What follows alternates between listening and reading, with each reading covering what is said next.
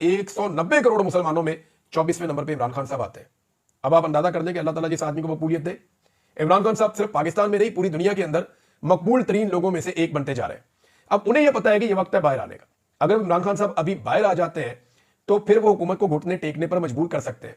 वो तहरीक चला सकते हैं, वो आईनी तरमीम के खिलाफ तहरीक चला सकते हैं, आईनी बेंच के खिलाफ तहरीक चला सकते हैं, वो मखसूस नशिस्तों के वापसी का मुतालबा कर सकते हैं, वो 8 फरवरी के मैंडेट की वापसी के लिए भी एक तहरीक चला सकते हैं।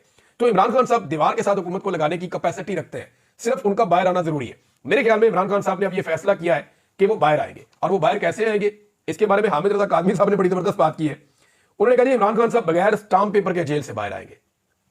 इससे पहले वाला जो तरीकाकार है ना, वो स्टाम्प पेपर वाला है, गारंटियों वाला है। ये नहीं करूंगा, वो नहीं करूंगा, मेरा ट्विटर बंद रहेगा अगले इतने हफ्ते के लिए, इतने महीने तक आपको हमारी आवाज भी नहीं आएगी, मेरी बेटी का भी ट्विटर बंद हो जाएगा, मेरा भाई जो है वो तो पहले ही गुमसुम रहता है, चुप रहता है, वो भी नहीं बोलेगा। तो इस किस्म के जो गारंटीज हैं वो मियाँ साहब देते रहे। पीपल्स पार्टी भी ऐसी गारंटीज देती रही है। लेकिन बेनजीर भुट्टो की एक ऐसी शख्सियत थी जिनको वो अनकंट्रोलेबल थी, वो वही बात करती थी जो उनको जमहूरी लगती थी, और वो बहुत हद तक खुलकर बात करती थी बेनजीर भुट्टो। हालांकि हर एक में कोई ना कोई कमी होती है। इमरान खान साहब के भी बहुत सारे प्रॉब्लम्स होंगे, बेनजीर भुट्टो साहब के भी थे, लेकिन चंद चीजें बेनजीर भुट्टो की ऐसी थी जहां पे वो कंप्रोमाइज नहीं करती थी, खुलकर बात करती थी।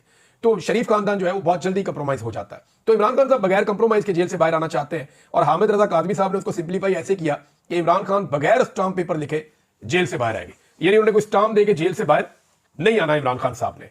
अब इसमें जो है कुछ लोग पहले इमरान खान साहब को दिन रात ताने देते थे, इमरान खान साहब के ऊपर ये एलिगेशन लगाते थे कि इनकी सोच जमहूरी और सियासी नहीं है। अगर इमरान खान साहब जमहूरी और सियासी सोच के हामिल होते तो वो लोग रोजाना ये कहते थे, फिर इमरान खान साहब को चाहिए था कि वो पॉलिटिकल लोगों से बातचीत करते। यानी उनको ये ताने दिए जाते थे, पाकिस्तान तहरीक इंसाफ को ये कहा जाता था कि आप क्यों एस्टेब्लिशमेंट से बात करना चाहते हैं। तो इमरान खान का जवाब यह है कि भाई जो इस वक्त इस मुल्क में जो कुछ भी कर रहे हैं उन्हीं से बात करनी है ना। असली फॉर्म 45 मेरे जो ले गए मैंने उन्हीं से वापस लेने हैं।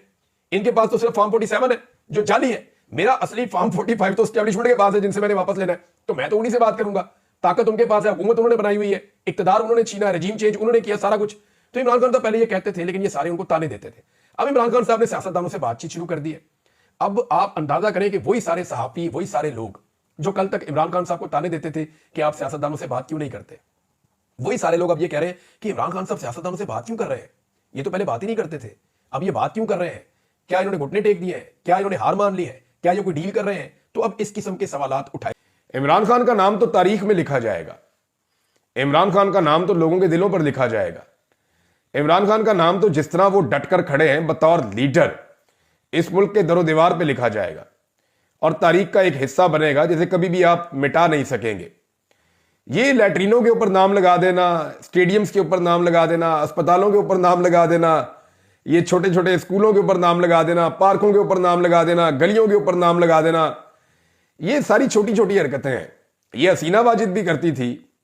उसने अपने मुल्क की हर जगह पे अपना नाम छाप दिया और आज वो मुल्क के अंदर आ भी नहीं सकती।